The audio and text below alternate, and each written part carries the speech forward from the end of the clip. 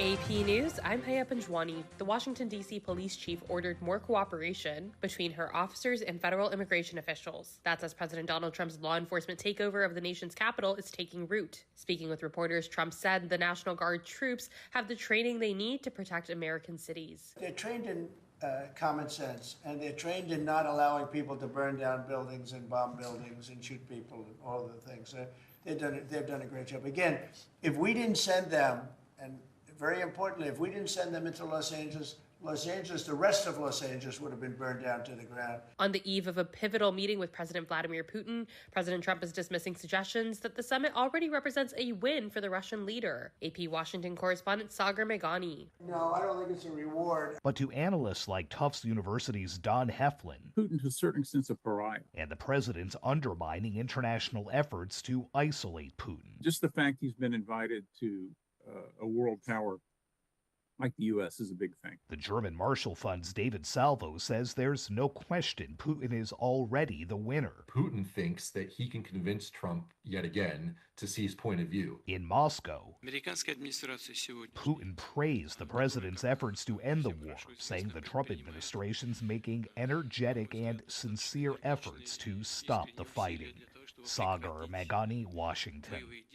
And California is moving forward with a partisan redistricting effort to counter Texas's efforts. Governor Gavin Newsom spoke to reporters about his calling of a special legislative session. We can't stand back and watch this democracy disappear district by district all across this country. Meanwhile, Texas Democrats announced that they will return to their state so long as Republicans end their special session and California releases its own redrawn map proposal. This is AP News.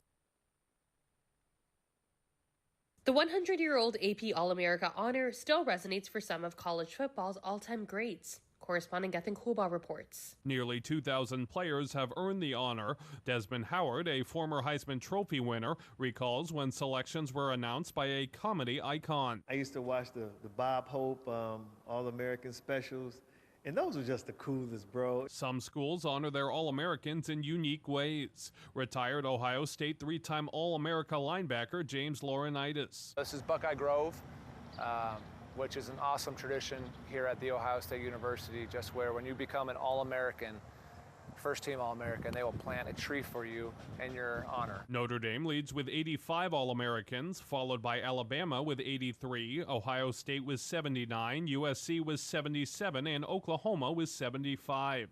I'm Gethin Kulba. More information on apnews.com. I'm Haya Panjwani.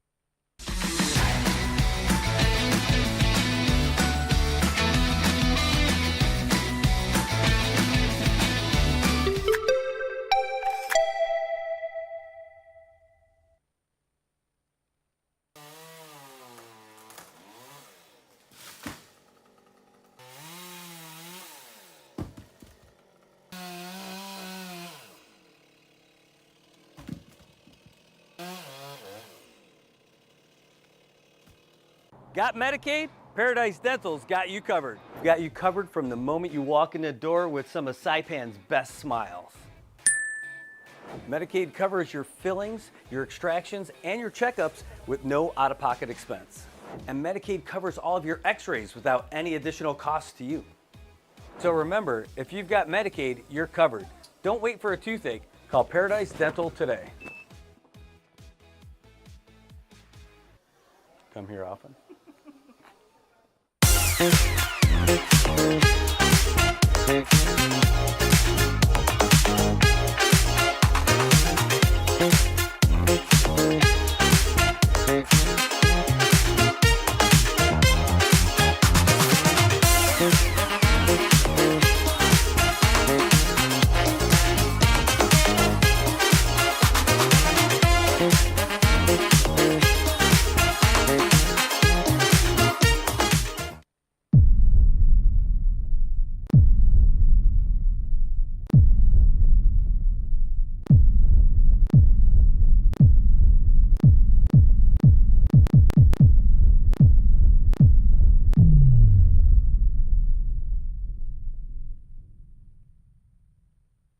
Hi, I'm Shauna Brenfleck, nurse practitioner and owner of Island Skin Solutions and Wellness Clinic.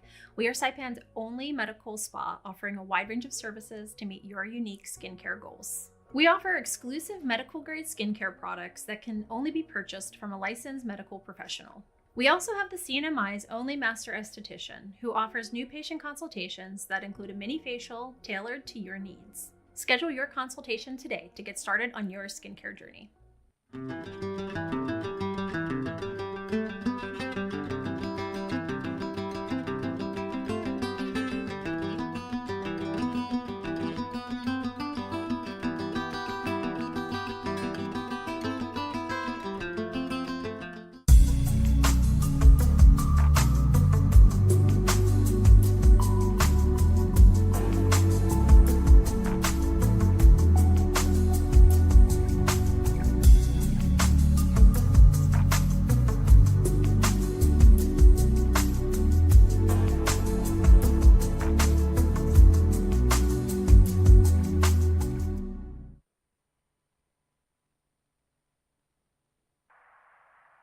If you see something, say something, and stay anonymous. Call Crime Stoppers at 234-7272 or submit a tip online at nmicrimestoppers.com. No names, no caller ID, no recordings, just your info. And if your tip leads to an arrest, you could earn up to $1,000 in cash. Your tips have helped take hundreds of criminals off the streets in the NMI. It works because of you. Crime Stoppers, we want your information, not your name. PHI is your local pharmacy serving customers in Cagman, Garapan, and Dandan since 1996. Shop PHI Pharmacy for all your prescriptions, and we even offer a large line of multivitamin supplements. Our Dandan location is open weekdays from 8 to 6 and 8 to 4 on weekends. Or visit our Garapan and Cagman locations weekdays from 8 to 6 and 8 to 1 on Saturdays. Check us out online at phipharmacy.com or follow us on Facebook. PHI is a locally owned independent community Health Mart pharmacy. Health Mart, taking the time to listen and care.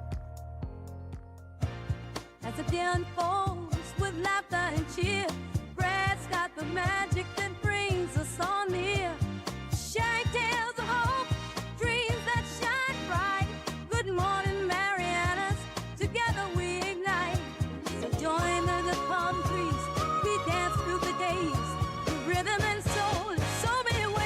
Together we rise through the moments we share. Good morning, Marianas, feel the love everywhere. Wake up to the sunshine in the morning light. Good vibes all around, everything feels right. Brad on the show, bringing joy to our day. Into the Marianas breeze, let the worries drift away. Yeah, that was the air. Connection grows stronger. We show that we care. Rocks on to feel the soulful flow. Look right on in Mariana, that's where you belong. The sweet island breeze and the ocean's embrace. Brad's got the stories, sunlight behave. Southside meditated, fall in this ride. Yeah, we're shining with love as our guide. So raise your voices high, let the music play on.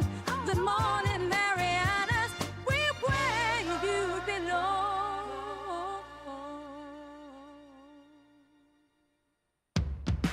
Good morning, Marianas. Holy cow. Man, our in-studio guest is already in studio. And we were just talking about, I'm like, can you believe that song is AI? He's like, yeah. He's got a little something up his sleeve, too. He's working on stuff. Anyway, good morning, everybody. 7:24 on this Friday. That's right. You made it to the weekend. Your wake up is done. Now, all you got to do is give a half-ass effort at work today just because we know you're looking at the clock. You're thinking, what could we do after work today to be awesome? Well, just keep on going, living your life. You're going to be awesome anyway. It's going to be a great one today. And today is August 15th. That means it's my brother's birthday. Happy brother, Scott. Happy birthday, brother. Now, if you didn't grow up with us, you wouldn't get the reference. It's a deep cut, but I got to tell you, it's awesome. My brother, I love you. Happy birthday. You are an old man now, and well, officially next year is your real old man birthday, but we'll take it for today. I wish I was there with you.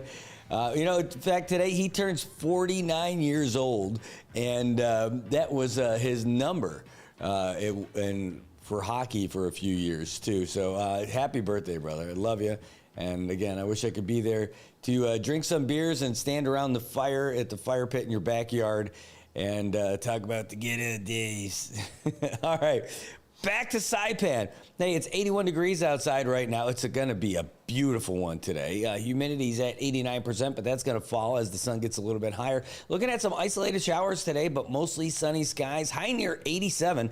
Picture perfect Marianas Day.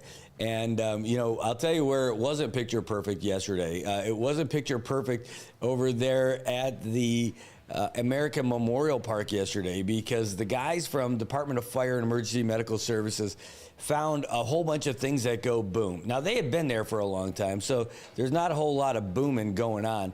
But we got to see it. Robert Mojica, the Public Information Officer for DFEMS, gave us a little tour of this little spot in that area where, we used to just hang out. Literally, where he's standing in that pit used to be just covered with sand and grass. You didn't even know that beneath you was a bunker that had crates of landmines, crates of grenades, over 15,000 rounds of ammunition. We're talking bullets, the Japanese bullets from World War II, the 7.7s. What else did they have? They had 22 millimeter rounds.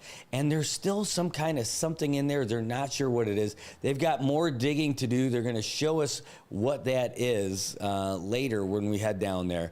But they still got a lot of digging to do. So they've gotten down to the bottom of it. And now they're not sure if they're to the bottom of it because there's something that looks like it's a handle that might pull up another little thing. Can you believe it? Right there. The other thing is, we were talking with Barbara Alberti. She's the superintendent for National Park Service out here in Guam. And she was saying that they may, the coastline that's been eroded from all of the waves and the storms that we've had coming in might have been like this before, like 80 years ago. She thinks that the coastline is getting closer to where it was 80 years ago because they just recently found an anchor just off, just a little bit south of where this video is right there. And holy cow, that would be wild. While we're sitting here thinking about all this erosion and how terrible everything is, it could be that this used to be where the coastline was. Now, right there, that post right there, that was the support for the roof. It has since collapsed. The other half of that is over there in the top right part of the screen. But they're going to have to finish digging all that out. They've gotten to the walls. They're going to excavate everything that's left in those walls. And my goodness, there might be more stuff in there. So DFEMS, the Department of Fire and Emergency Medical Services, they're the ones who are trained to deal with all this hazmat and unexploded ordnance, and that's why they're the ones doing it. I saw a bunch of the questions and comments. People were saying, hey, why are they doing it? Great question. So, because we don't have the military on island doing all this stuff all the time. So they've trained the guys from fire of what to do, and they take it to the Boom Cave up north. No, that is not the coolest new club in San Roque. This is where they take care of all the unexploded ordnance. They store it so that once they get enough of it, they have the guys fly up from Guam, pack it full of C4, and kaboom. They close off Marpy for a little bit until they blow that up, and then it's all open again. It's all fair game. And so we'll be there for that, too, because, I mean, it's kind of cool, right? I mean, I don't know if you've ever seen it live. We're going to bring that one to you. The other thing is, I know it's been on the news before, but I don't know if you've ever actually been able to see it as it happens. We've done it. It's pretty cool. And we just haven't brought it to you guys live because we weren't around the last time that I went up there to see it. So anyway, that's what happened over at AMP yesterday. And that was really cool. Robert Mojica taking time. He was, that was after a full day of work, and he was really done. He had already dropped off the guys to the firehouse to say, hey, go clock out, you're done for the day. And he would have done that too, except for he stuck around to do that interview. So thank you so much, Romo. Robert Mojica, for doing that for us. This guy, man, he's a firefighter. He's done the stuff with the forest fire stuff, and now apparently he's Indiana Jones. And so he's done it all here in Saipan, and he's just an all-around good guy too. So hats off to you guys, all you guys over there at DFEMS. Now there is a, the construction fencing, that hazard fencing that they put up. That plastic orange stuff. So just don't go past that, just in case. They want to make sure everybody's safe.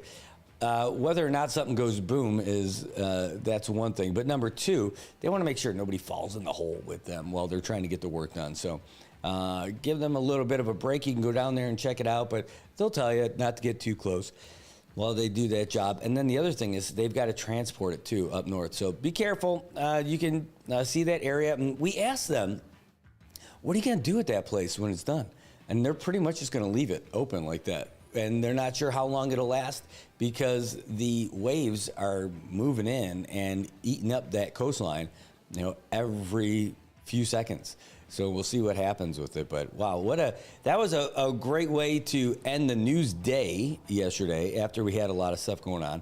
Of course, we were at the governor's office early, and they announced that he was signing an executive order to accelerate the financial audit for the NMI's books. Woo! Trying to get that done pretty quick, and they've got a lot to do with that. And they're going to try to do 2 years worth of audits in the span of what they would normally take for 1 year. So they are pulling out all the stops to get into it and address this stuff. And they talked about the importance of why they're doing it and all that. So it'll be pretty good.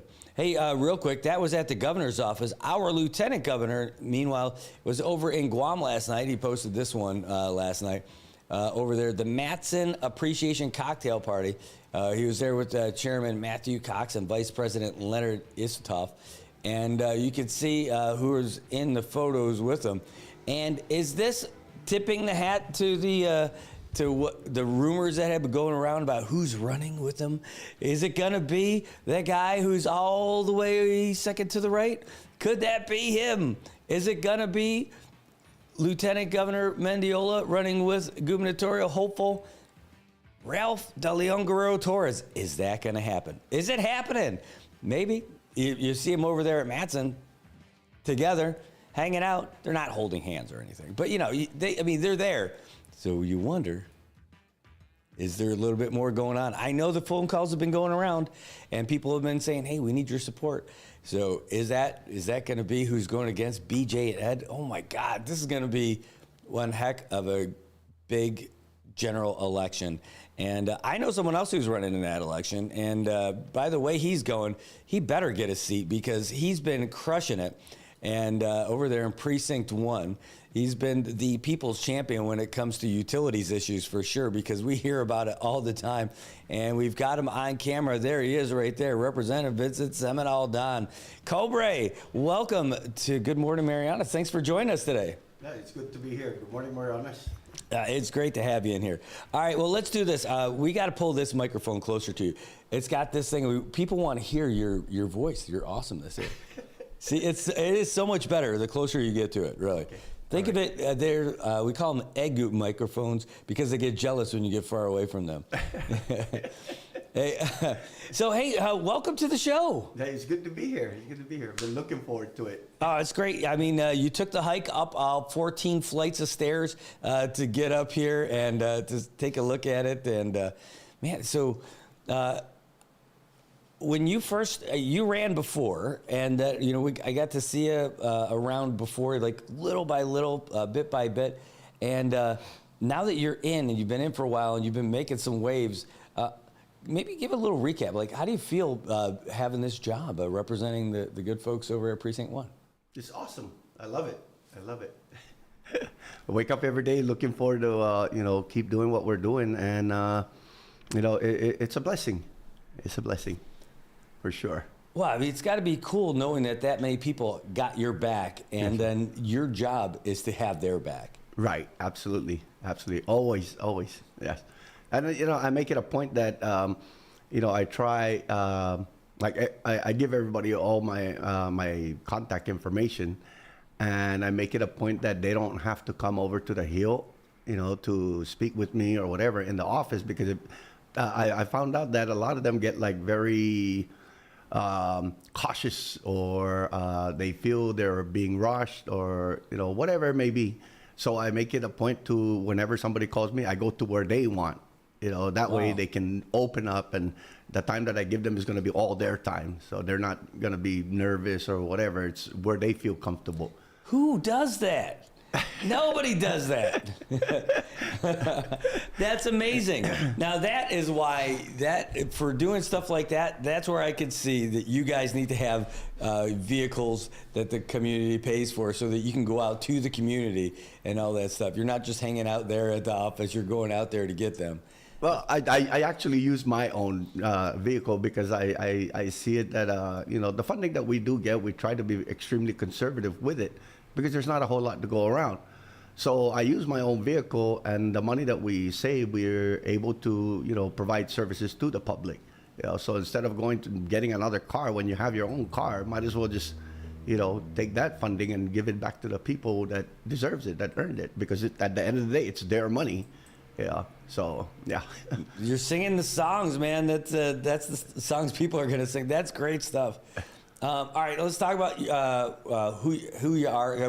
We want to talk about the big stuff that just came out, but tell everybody about who you are and all that stuff. I know you, and a Navy vet and real pioneer when it comes to dealing with utilities. But can you tell everybody a little bit about yourself? Yeah. So my name is Vincent Seman Audan. My mother is Fermina Cabrera Seman. My stepmom, awesome. Jerry, Eve Audan. My father's Jesus Terlahi Audan.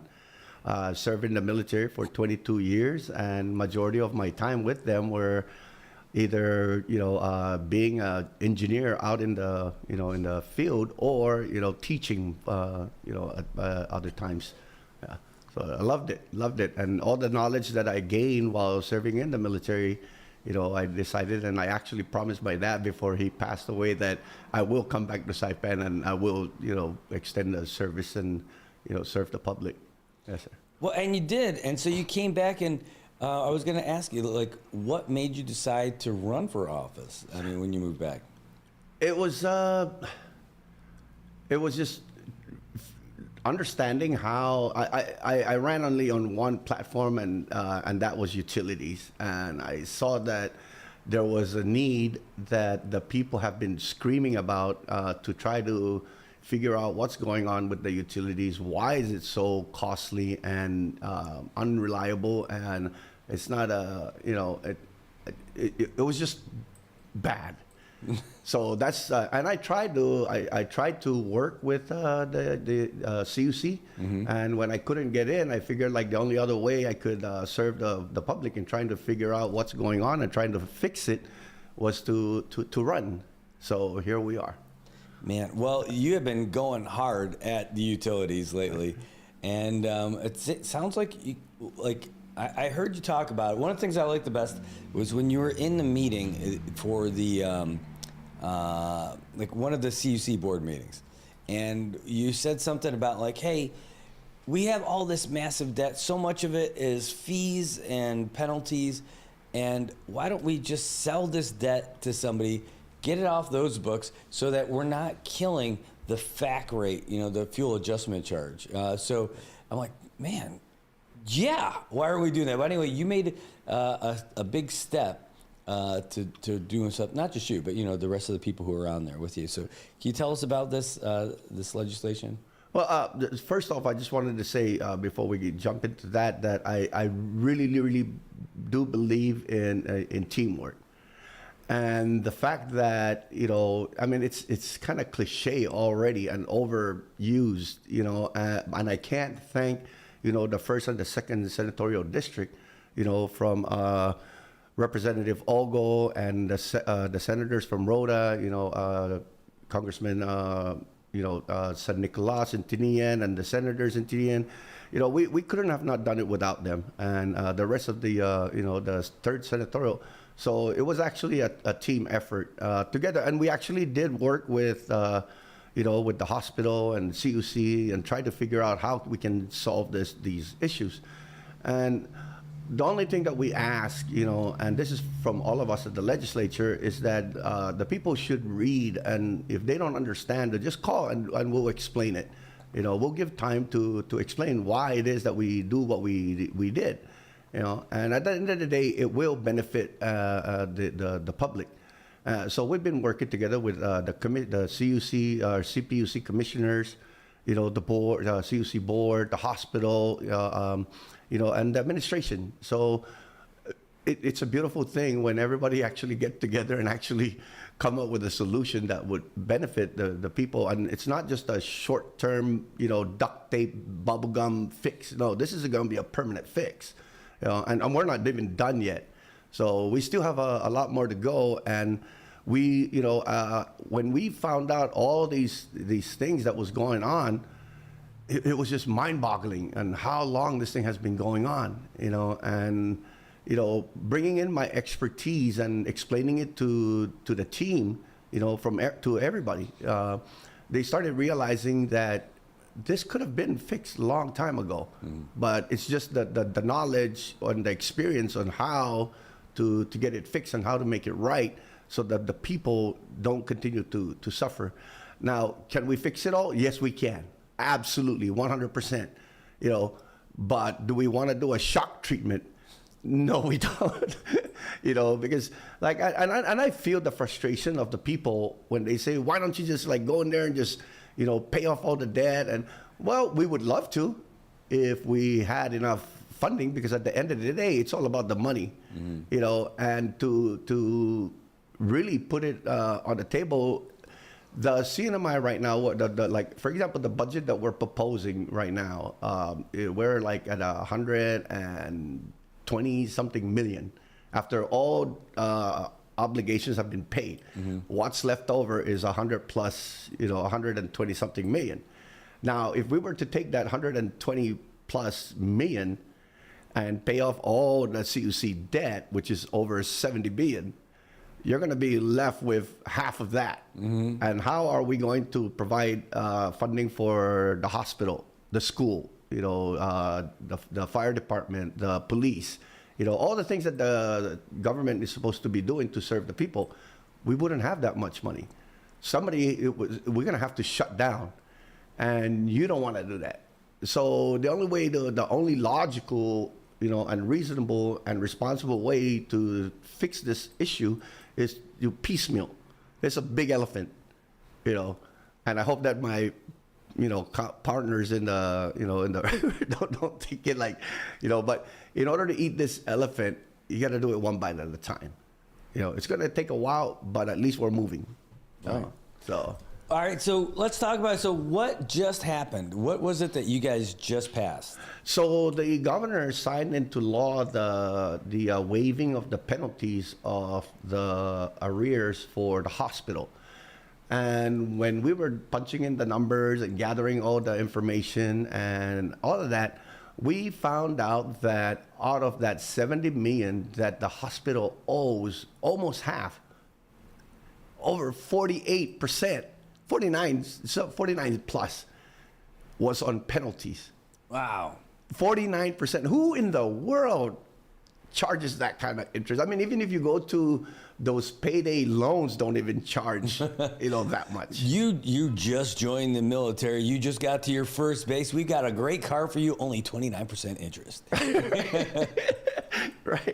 Right. And so we figured that, while CUC keeps putting these numbers in the books, the hospital, there's no way that the hospital can pay for that.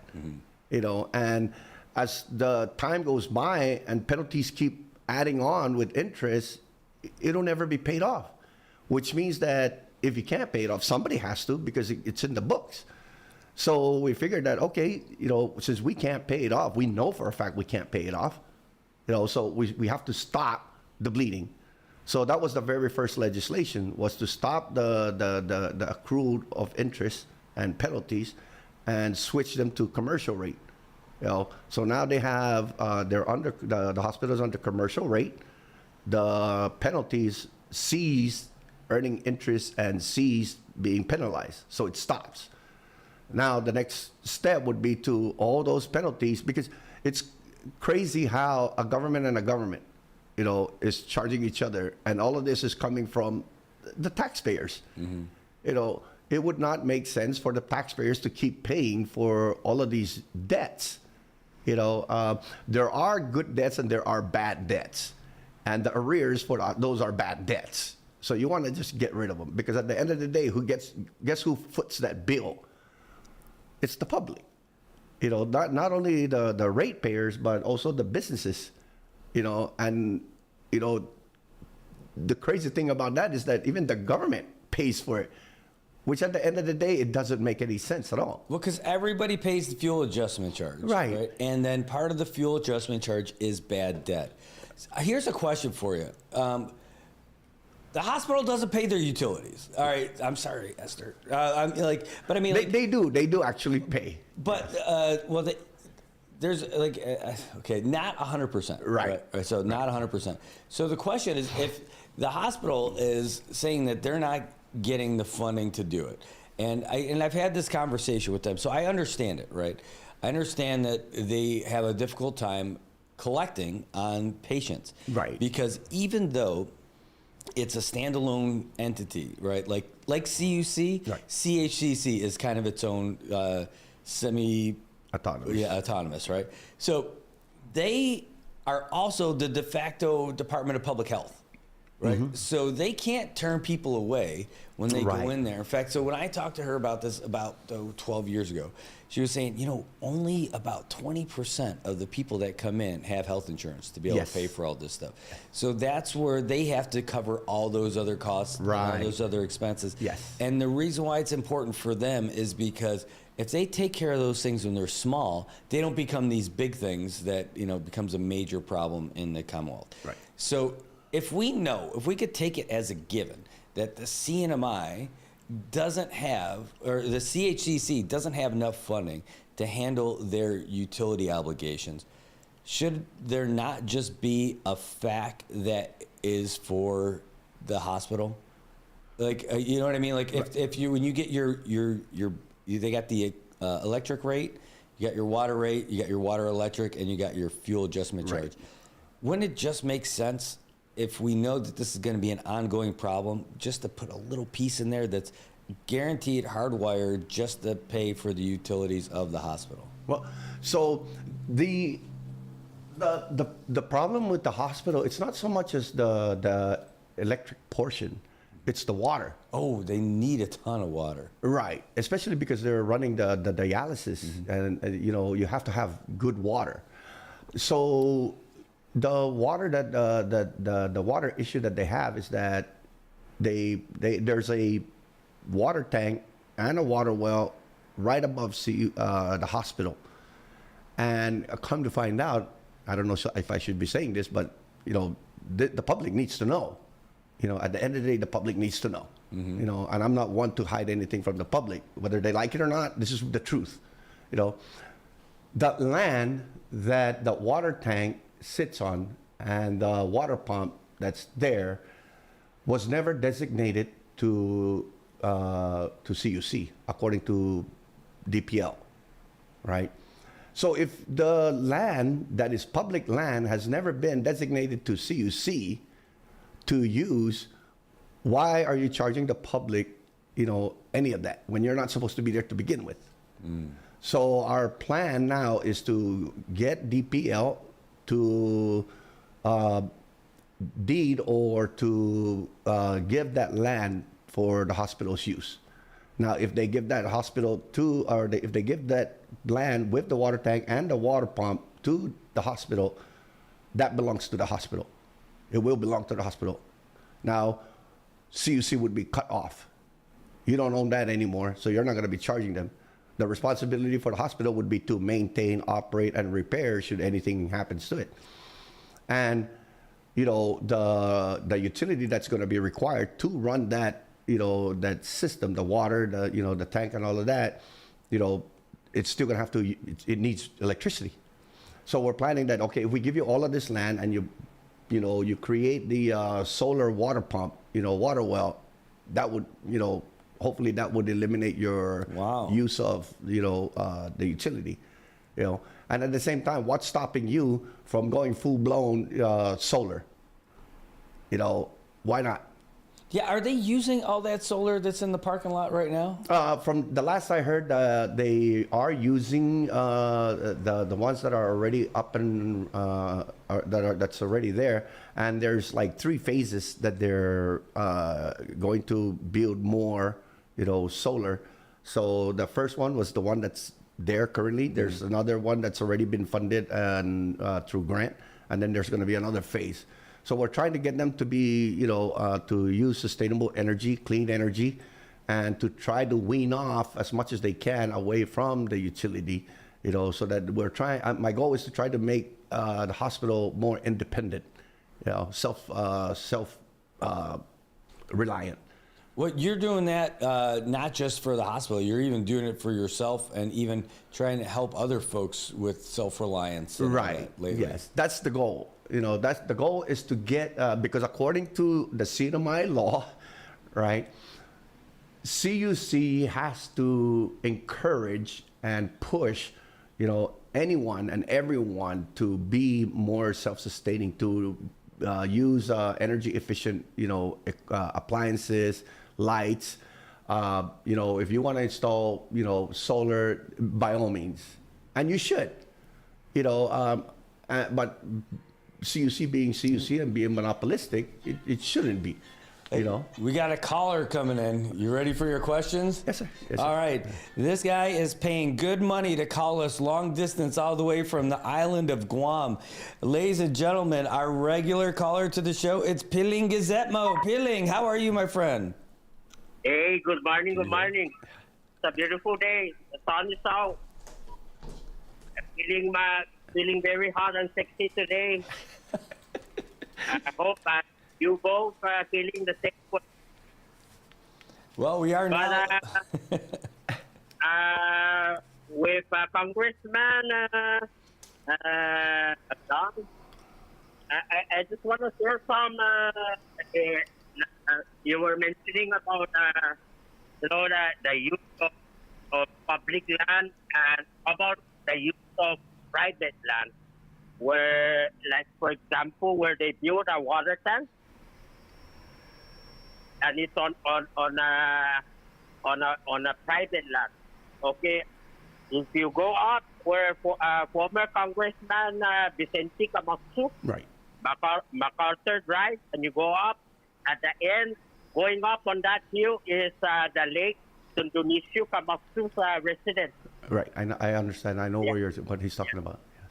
Yeah, there's a water tank there. Right.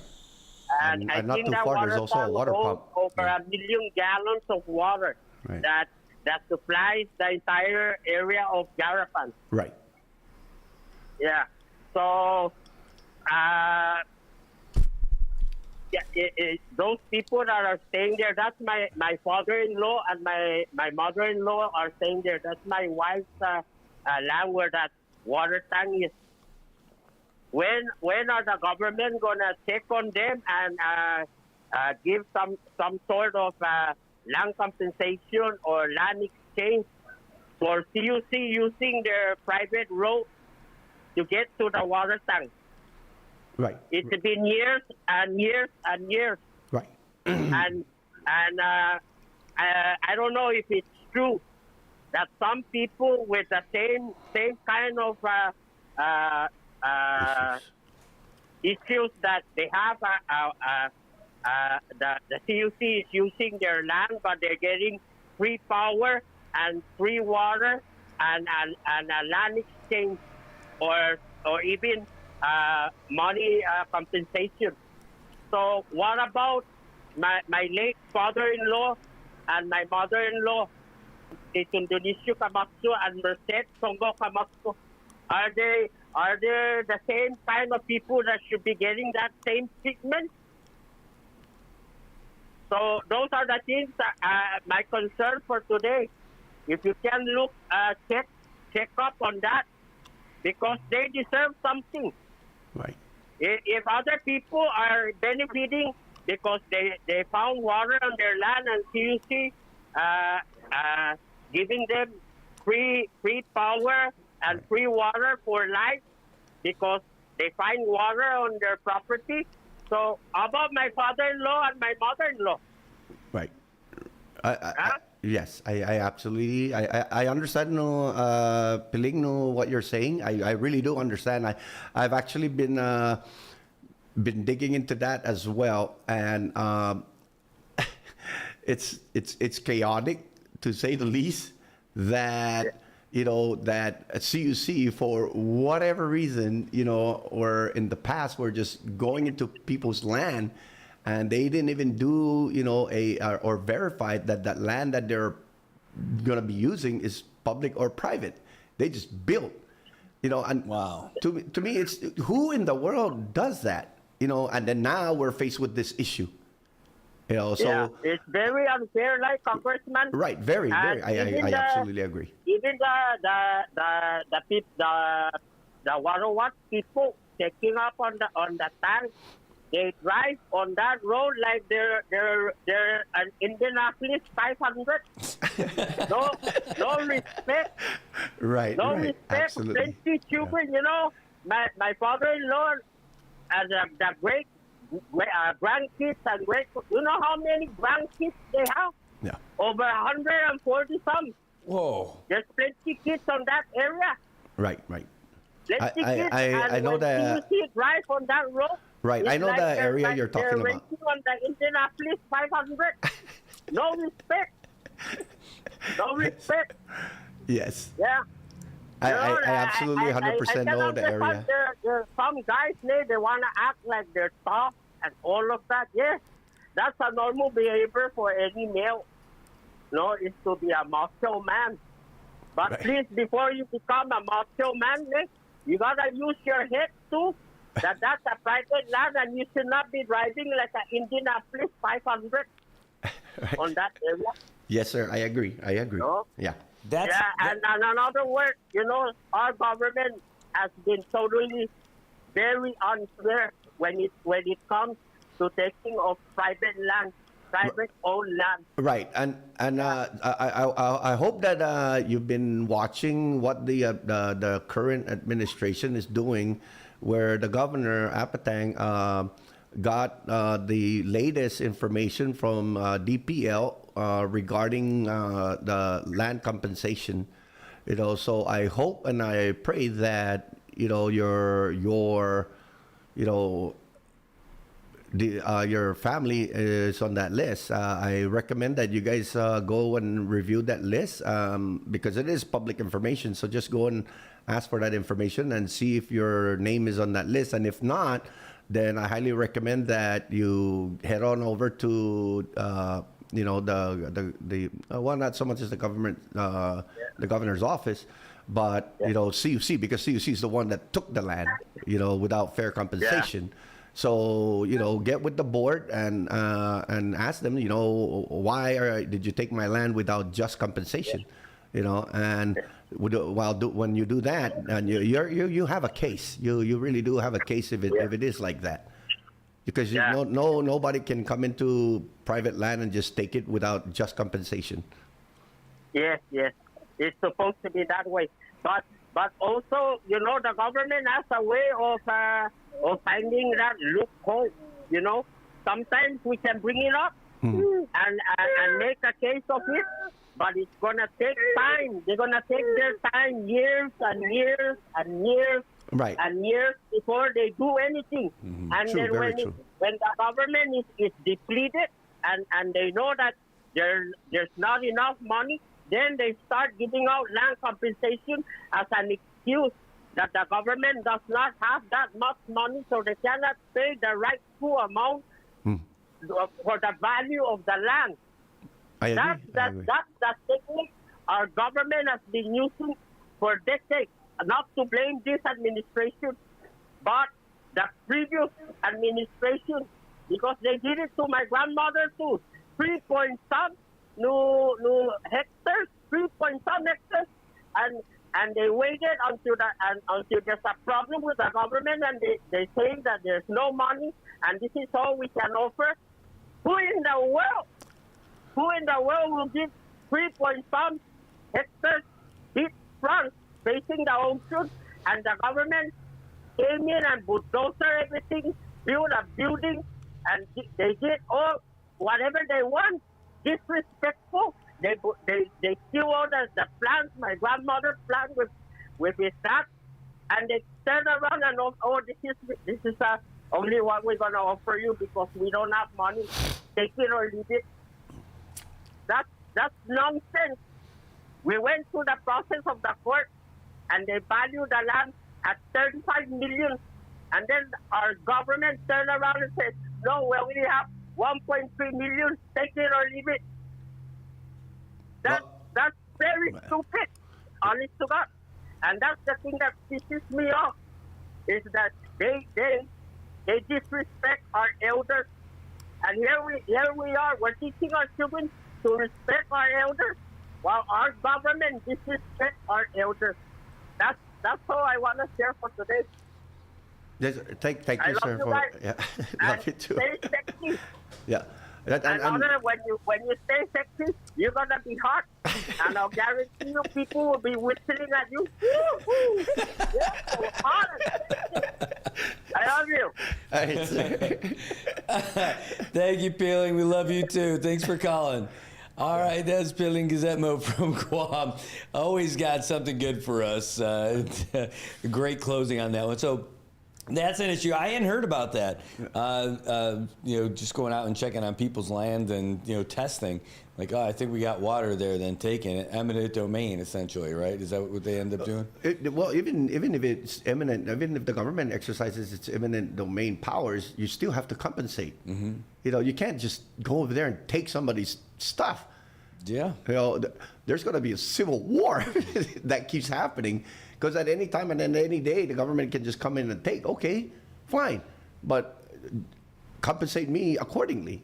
And I understand the frustration. As a matter of fact, I know exactly where Mr. Peeling Gazette-Mo is, the place that he's talking about.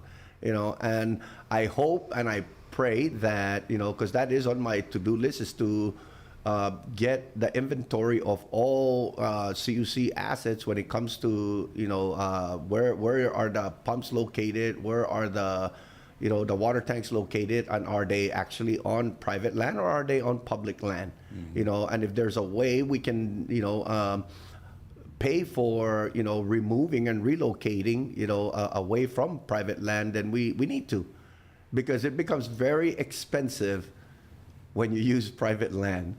What's funny about with CUC, and then you were talking about with CHC, is that feeder that comes straight down Middle Road, mm-hmm. that goes directly to the hospital. When we got knocked out by typhoons twice, the number one priority was getting the hospital back online, getting that power back on, and getting the water back on. So they prioritize those water tanks at the top, those Calhoun tanks, right? Right. And then they prioritize that. After 2015, the plan was that they were going to bury that line. Right, and they should have. And they still haven't done it, and it is 10 years later. Right. The other thing is up by the airport, where we have all those wells in the Isley Field complex, that they were supposed to bury, open up Power Plant 3, which is basically like a self-contained generator that's I'll just call it like the pad that's over there, and it was going to in Isley Field. Yeah, and it was going to power all of Isley Field, and all those were going to be buried also, so that in the event of another super typhoon, we don't lose the ability to produce. I mean, we're going to lose some ability to produce stuff, but one. If we up north or down south for the water is going to be fine, and the ability to generate or transmit, I should say, power from the power plant to the hospital would be intact no matter what. So you don't have that additional time of trying to set the poles back up and all those accoutrements. So, but man, they did not do it, and they got funding to mitigate damages from a typhoon. 3 years later, we get hit by U2. And you know what? You'd think we might have learned something in all this time, and we still have not done it. Absolutely, yes. And that is where you can honestly say that, yes, we have to prioritize, right? And should that have been prioritized? Absolutely. Because those are what we call critical infrastructures. Those are a single point of failures because there's no backup. So if you don't have a backup, you better try to protect that, asset, ASAP. So if we're gonna prioritize, you prioritize that. The hospital, the schools, because the schools are used for shelters, and the airport. Because should anything happen, we're gonna have to fly, resources in. So the airport better be up and running. Yeah. So and like I said, it's just if I'm not saying that it's the current board or the current management at CUC. This thing should have been done a long time ago. Oh yeah, you can't. This board wasn't even there. Right. Right when all this stuff happened. Right. So you can't throw it on them. And then the manager, it's different people who are there too, especially the people who are calling the shots. It's different people over the last few years. Right. And I hope that I hope that they're listening, and I hope that they're prioritizing, because this are we going to wait again? And come to find out, and I'm very happy that like yesterday, during the meeting or the media conference with the governor, when he signed the executive order to mandate all government agencies, autonomous, semi, whatever, right, to get your books in order, because it is ridiculous that all this federal grant funding that we should have been getting, we're losing it. Mm-hmm. And part of that is to, harden our utility infrastructure. I mean, who in the world will want to lose millions of dollars of free money? Well, not actually free, because you as taxpayers pay for it, but, you want to spend it wisely and in a way where it actually benefits, so you don't keep going back every, inclement weather, typhoon or whatever, and keep fixing the same thing over and over and over, when you could have done something that would last and can withstand, such an event. It's ridiculous. Yeah, I wonder, I know why. I know it's because of the cost. But given what we have here with weather and everything, I mean, you would think that we might consider burying our power lines. And even if you were to do it, little by little. Because remember, these federal grant funding comes in every year. So you could always request every year, which means that you could do this thing little by little every year. You don't have to bury the whole thing in one shot, because nobody can do that, but can you do it piecemeal? Yes, you can. So, I had a thought about it, because if you spend some time at CUC, it is like a bunch of little fiefdoms, right? It's like, everybody's got their little sector of control over there, and you are like, people don't want to lose their power. Not a pun. I don't mean it as a pun, but they don't want to lose their area of control. So I thought one of the reasons, even though I know expense is a big piece, but I thought one of the reasons why the folks at Power would not want to bury the lines is because they would lose the amount of people that they would have, like linemen. If there's no lines, they would still do it, but they wouldn't have to be putting up poles and doing all this other stuff. So maybe they would lose their control over some of it. And I wonder if that wasn't a big issue. Well, whether we like it or not, we have to do it, because we can't keep repeating this, this chaos, annually. It just doesn't make any sense. So, granted that there's going to be some people that are going to lose their job, but at the end of the day, you can find yourself another job, whether you like it or not, because you have to move, you have to adapt to the changes. And if we don't adapt and implement technology and the right engineering to harden our system, it's just going to keep, the cost was just going to keep getting higher and higher and higher, because commodities are not getting any cheaper. And the power of the dollar is not getting any stronger. What now? The purchasing power for $1 is we lost 90% of it. So with inflation and all of that, it's just a big chaotic thing. So do you want to keep doing the same thing over and over and over and expect something different, better? No, it's not going to work. So utilize technology today that they have to manage and to run the system better. Granted that there's going to be jobs lost, but hey, at least the price of the utility will drop. Why? Because you're not paying for all of these unnecessary, expenses. So like a perfect example would be, it's sad to say, but it is true. A meter reader. I have never, when I was living in the state, in the mainland, I've never seen a meter reader come over to my house and take meter readings. Why? Because everything is technology. Everything is on a computer. They don't come over there and disconnect your power. They do it on a computer. So that eliminates that cost, that manpower cost, and driving the vehicle and whatever, So if you eliminate that cost, you can't be charging the ratepayers something that you're not using. So I'm sorry, but find yourself another job, because technology will take over this job. Well, there's other things. I mean, the main thing is that all these things exist, all these jobs or these agencies exist to serve the community, right? Right. And so if there's not a need for it, then we shouldn't be paying for it, right? Right, absolutely. But either way, right now there is a need, and right now we got to get this stuff done. But the big thing, like those are two areas right there where they could have had the funding for it and had everything done, and they just didn't do it, and that the whole community suffered because of it, because then we ended up losing stuff again. We lose service. And when's the next one coming? Because it's coming, right? We just don't know when, and it'll be in our lifetime, right? I mean, hopefully. Hopefully we'll still be around whenever that next thing happens, but like it will happen. And have we mitigated against it? Yeah, well, there's a lot more concrete power poles up there, so we got to give them that, right? But they don't last forever either, Right. And and burying that stuff for at least some of those key agencies, kind of the big thing. Absolutely. Anyway, man, we could talk about CUC stuff a lot. And I think we kind of veered off the hospital. We went way off of that. But I know it's one of your passions is the utilities. Yes, sir. What's another big thing that you're looking at?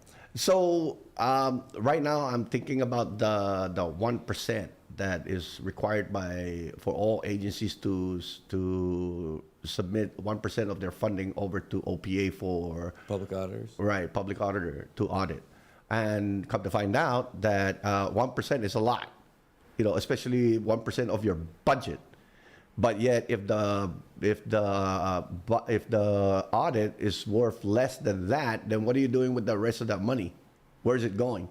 Because don't tell me that, like, let's say, for example, if CUC is collection is 100 million, you're gonna take 1% of that 100 million, but yet the audit is only worth, I don't know, like 50,000. Okay, so where's the rest of that money? And remember that 1% is a pass-through. So the ratepayers pay for that 1%, and that's another reason why that the utility is a little bit up.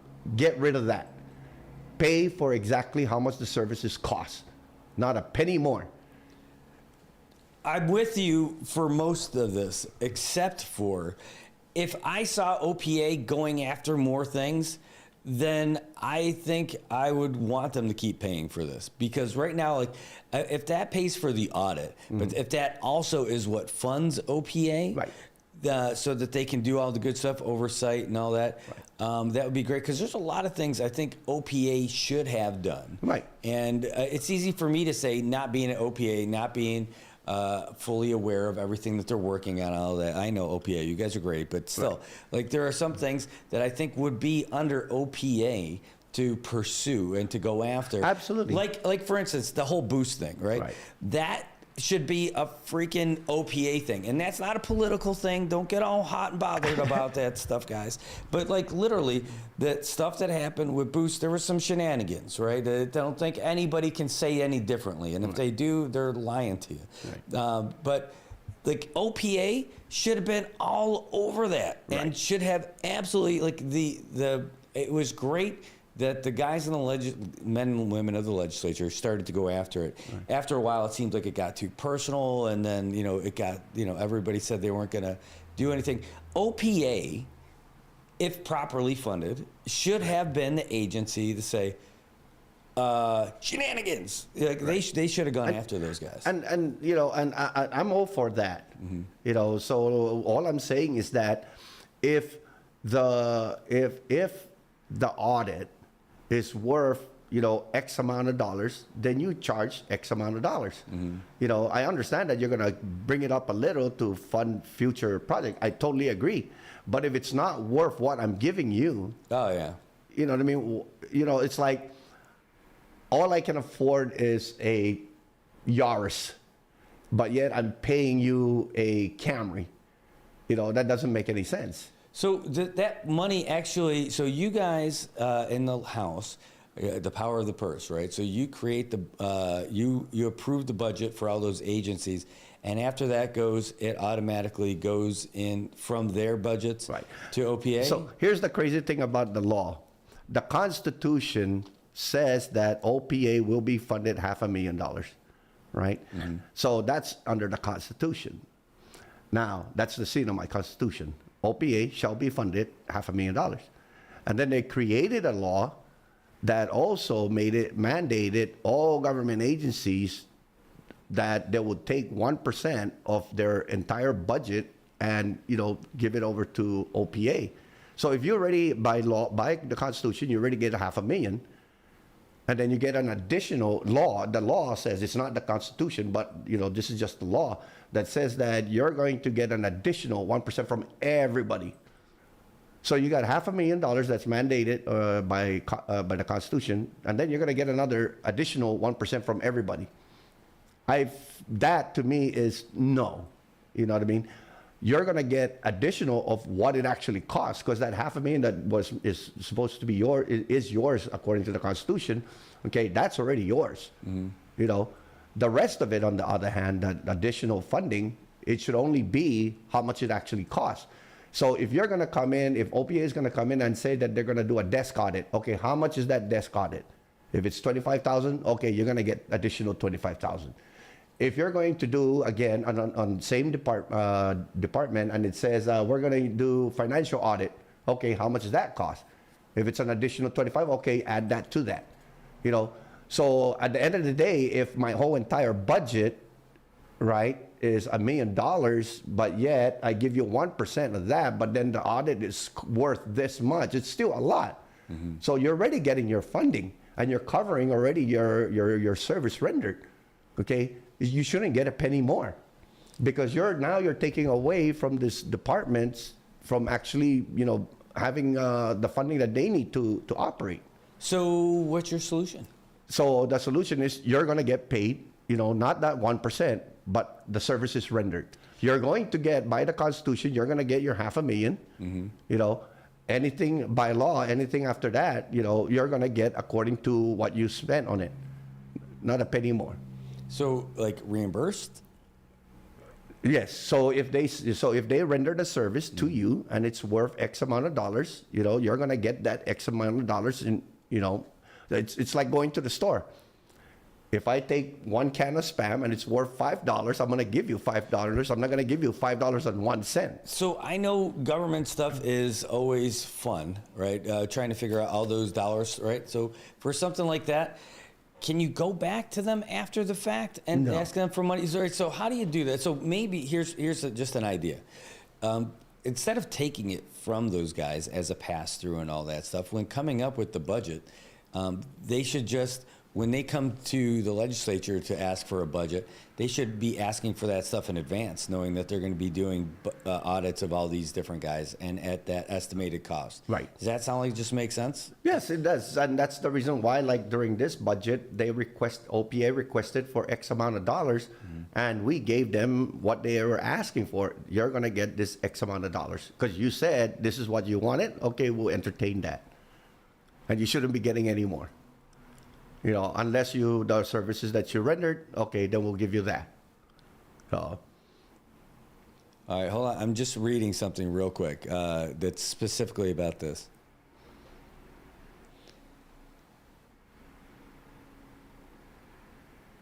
Okay, it says, this is a comment from one of our viewers.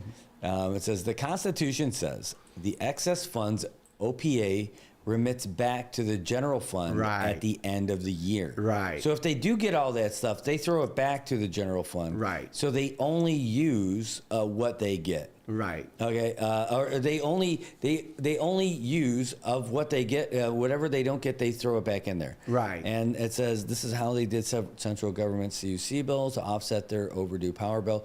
Also, $500,000, which is when this was set in 1976, is $2.8 million now, which would be more than 1% of the budget. Right. This is some real specific stuff here. Right, which is great. And I hope people are listening, because whoever is writing that is, I'm all for him.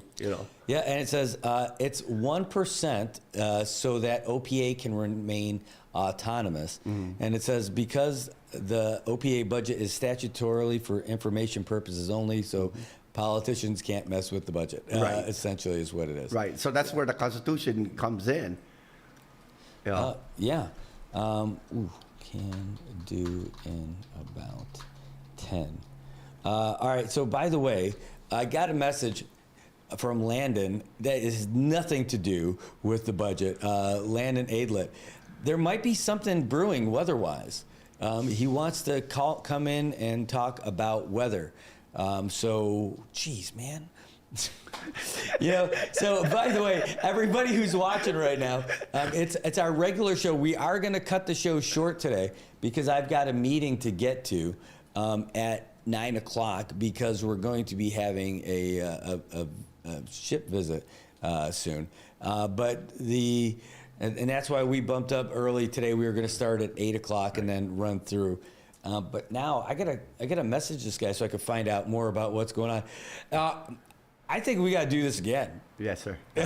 Because I can't wait to do that SIP Happens. Yes. I'll tell you, it's going to be a lot of fun. It's going to be a lot of fun. SIP Happens is a great show. In fact, if you guys are just tuning in now and you haven't seen it before, that's when we get some folks from the local business community. They got folks from, we get plenty of lubrication from the folks at Last Shot Bar. And then we end up getting some food from a local restaurant who wants to showcase some of what they have, and then talking business, talking politics, talk about whatever it is. Right. That's the topic of the day. We went way past our topic of the day, but it was a great conversation. Just like that, man. You see how quick these conversations can go. But it's an intelligent conversation that needs to be had. Yeah. These are like issues that we're facing, so it's great that people are getting involved. Because we do need the public. We can't do our job alone. This is an entire community effort that we're trying to fix. And I do not want to blame anybody. That blame game is over and done with. We just want to get this thing fixed. And that's where, like I said, I'm very, very grateful and thankful for the first and the second senatorial district on we are actually working together, believe it or not. And it's a beautiful thing. It's a beautiful thing. It is. You guys are getting it done. You're working together. And what I love about it is that, you're not one of those guys who's just a party guy. You are, and I don't mean like, woohoo, party. I mean, you're not a political party guy. You just work with everybody to get the stuff done for the community. I really respect that, and I really appreciate that you're up there representing the good folks in Precinct 1 and all around the islands. Thank you, sir. All right, so can we get you to come back again sometime and come on the show, talk about what you're doing? Absolutely. Just give me the time and the place. All right. All righty. Everybody, that is our Representative Vincent Simon Aldan. People call him Congressman Cobre. And he was on with us today. Thanks for that. We're going to take a real quick commercial. I'm going to message Landon. Again, it sounds like we got some weather coming our way or something's happening. So he asked to jump in. I got to find out if I can get him in before we get off the show today. All right, so don't go anywhere. We're coming right back, but it looks like something's brewing. What is it? Well, maybe it's coffee. We need that. We'll see you in just a little bit.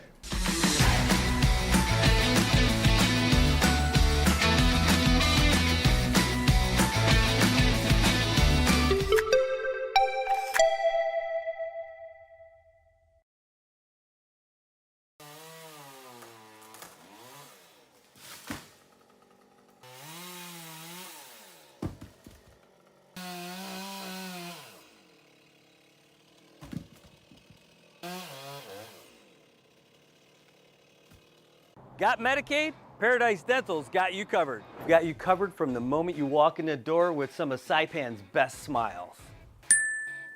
Medicaid covers your fillings, your extractions, and your checkups with no out-of-pocket expense.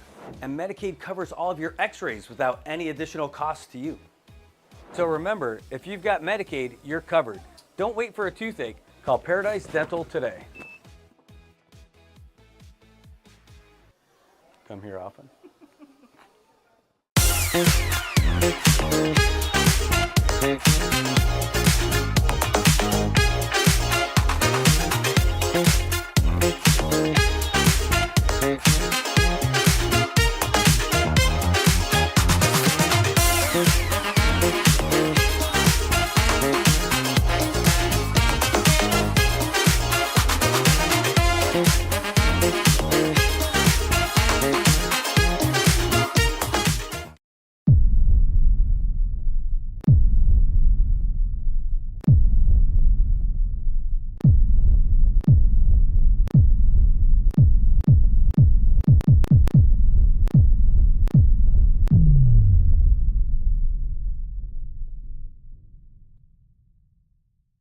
Hi, I'm Shauna Brenfleck, nurse practitioner and owner of Island Skin Solutions and Wellness Clinic.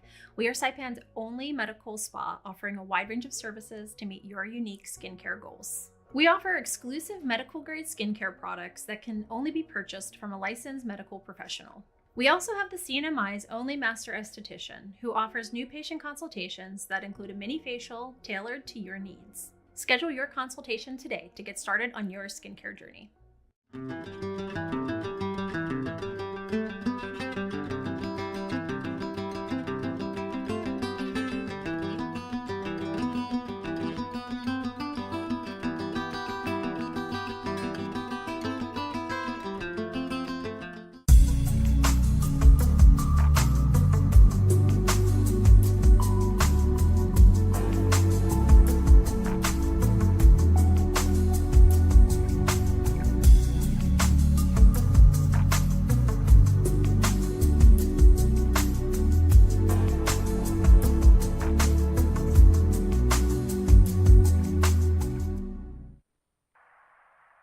If you see something, say something, and stay anonymous. Call Crime Stoppers at 234-7272 or submit a tip online at nmicrimestoppers.com. No names, no caller ID, no recordings, just your info. And if your tip leads to an arrest, you could earn up to $1,000 in cash. Your tips have helped take hundreds of criminals off the streets in the NMI. It works because of you. Crime Stoppers, we want your information, not your name.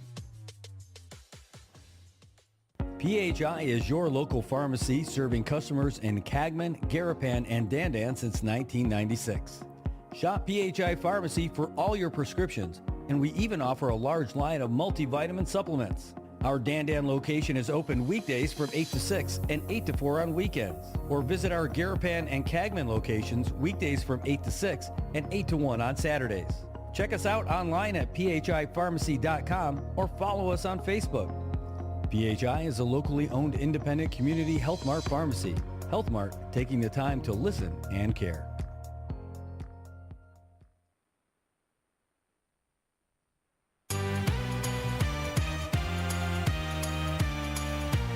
Wake up, sunshine, it's a brand new day. Brad's got the stories that'll light your way. Take a smile on his face, he's ready to share. Share. Good morning, Marianas. Feel the love in the air. Yeah. Good morning, Marianas. Come join the fun. Together we'll shine like the morning sun. With the waves crashing in, hear the oceans call. Brad brings the news that connects us all. From the islands to the world, those kind of wish. Good morning, Marianas, the best time of year. Good morning, Marianas. Let's start the day. With laughter and stories, come what may.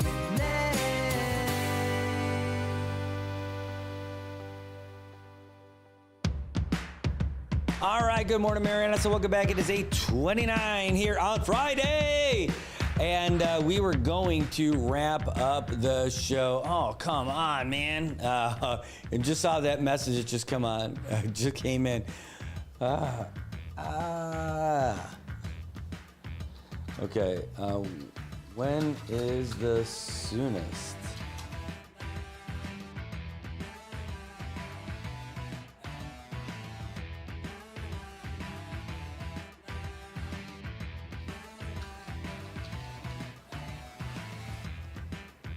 Oh, no. Come on. All right. All right. Hold on, sir.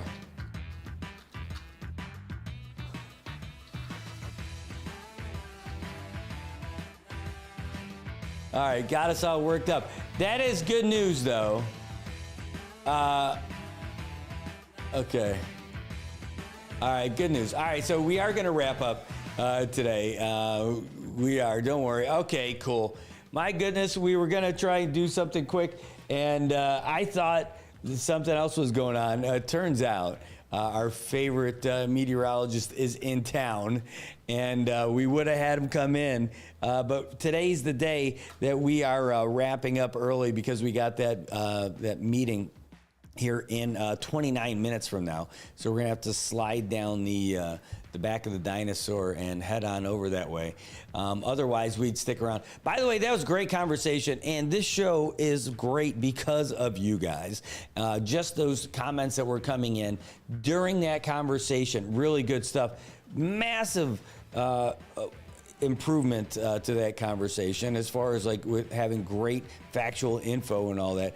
That's what this is. This whole thing is not just about talking about what the top stories are and all that stuff. I mean, it is fun, but like having that back and forth, it's a venue that nobody has. It's like a town hall every single day is what we get to have. We talk about the topics, we talk about the headlines, we talk about the things that are happening in our island and in our islands, plural. And we get to have a little bit of fun with it too. You know, every once in a while we get to have some jokes, making fun of some of our friends, and especially our friends named Jeff. Oh, it's too quiet with the music going. All right, didn't work. All right, well, anyway, we're going to call it a day so I can get to that meeting. And thankfully, it's not a bad weather thing. I thought that's exactly what he was saying when he was talking about coming in for a weather check. I'm like, holy cow. Geez, something must be happening. And I went to the National Weather Service. I'm like, what is going on? I didn't see this. You know, we were talked about that circulation that was going on, and it didn't look like it was. Yeah, it turns out it's not a big thing. We got Hurricane Landon, not even a typhoon, because he's from the East Coast. He made his way to the Marianas. We'd love to have him in here. The only thing is we got to get out of here. So we're going to call it a show for today. Later today, we will be live with you again when we go to welcome the ladies back from Uzbekistan. Uzbekistan and ladies are here? No. It is our women's soccer team, our U20s, just getting back from Uzbekistan. It's the Women's Asian Cup from the Asian Football Confederation. They kicked some butt over there. They played well. They lost a couple of games, but they scored a big win against Bahrain, 3-0. They beat them. Caitlin Chavez really leading the way. She just dominating up top, even dishing it off to get Summer Malahane a goal. But, I mean, it was the Caitlin show. It was a whole team effort, don't get me wrong. But it was great to see them come up big in their last game. All right, guys, that's going to do it for us today. And before I go, I will get you guys the latest update from the Associated Press, since we're still here. And the extra 3 minutes or so won't kill me. All right, so that's what we're going to do. Here's the latest. Have a freaking awesome weekend. You guys deserved it. We need a little bit of a break. Here you go. AP News, I'm Haya Panjwani. A federal judge struck down 2 Trump administration actions aimed at eliminating diversity, equity, and inclusion programs at the nation's schools and universities. Russian President Vladimir Putin praised President Donald Trump's efforts to end the war in Ukraine. That's ahead of a pivotal U.S.-Russia summit in Alaska tomorrow. President Trump told reporters that tomorrow is a big meeting, but the one that follows will be more important, with Volodymyr Zelensky and perhaps European leaders. All I want to do is set the table for the next meeting, which should happen shortly. I'd like to see it happen very quickly, very shortly after this meeting. I'd like to see it actually happen maybe in Alaska, where we just stay because it's so much easier. But I think that it's going to be very interesting. We're going to find out where everybody stands, and I'll know within the first 2 minutes, 3 minutes, 4 minutes, or 5 minutes, like we tend to find out whether or not we're going to have a good meeting or a bad meeting. And if it's a bad meeting, it'll end very quickly. And if it's a good meeting, we're going to end up getting peace in the pretty near future. Attorney General Pam Bondi has fired a Justice Department employee accused of throwing a sandwich at a federal agent. The AP's Ed Donahue. A video of Sean Dunn berating a group of federal agents late Sunday went viral online. He's facing felony charges. The court filing says he threw a sub-style sandwich at a Customs and Border Protection agent after approaching a group of agents, pointing a finger in an agent's face and swearing at him, calling him a fascist. An observer's video captured Dunn throwing the sandwich at the agent's chest. Bondi wrote, addressing Dunn, "You will not work in this administration while disrespecting our government and law enforcement." The Justice Department still employs a former FBI agent, Jared Wise, who was charged with joining a mob's attack on the Capitol in 2021 and cheering on rioters, repeatedly yelling, "Kill him," as they attack police. Ed Donahue, Washington. This is AP News. I'm Seth Sutal, and this is the AP Markets Report. Most stocks fell on Wall Street following a disappointing report on inflation, but gains for Amazon and a few other big tech companies helped mask the losses. The S&P 500 edged up by less than 0.1% Thursday, setting another all-time high. The Dow Jones Industrial Average and the Nasdaq Composite were also nearly flat. The worse-than-expected inflation report forced traders to dial back their expectations that the Federal Reserve was nearly certain to cut its main interest rate next month. That pushed Treasury yields higher in the bond market. Seth Sutel, New York. Nike co-founder Phil Knight and his wife Penny Knight have pledged to donate $2 billion to Oregon Health and Science University's Knight Cancer Institute. The school described it as the largest single gift to a U.S. university. It surpasses the $1.8 billion given by Michael Bloomberg to Johns Hopkins in 2018. I'm Haya Panjwani, AP News. If you see something, say something. And stay anonymous. Call Crime Stoppers at 234-7272 or submit a tip online at nmicrimestoppers.com. No names, no caller ID, no recordings, just your info. And if your tip leads to an arrest, you could earn up to $1,000 in cash. Your tips have helped take hundreds of criminals off the streets in the NMI. It works because of you. Crime Stoppers, we want your information, not your name. PHI is your local pharmacy serving customers in Cagman, Garapan, and Dandan since 1996. Shop PHI Pharmacy for all your prescriptions, and we even offer a large line of multivitamin supplements. Our Dandan location is open weekdays from 8 to 6 and 8 to 4 on weekends. Or visit our Garapan and Cagman locations weekdays from 8 to 6 and 8 to 1 on Saturdays. Check us out online at phipharmacy.com or follow us on Facebook. PHI is a locally owned independent community Health Mart pharmacy. Health Mart, taking the time to listen and care.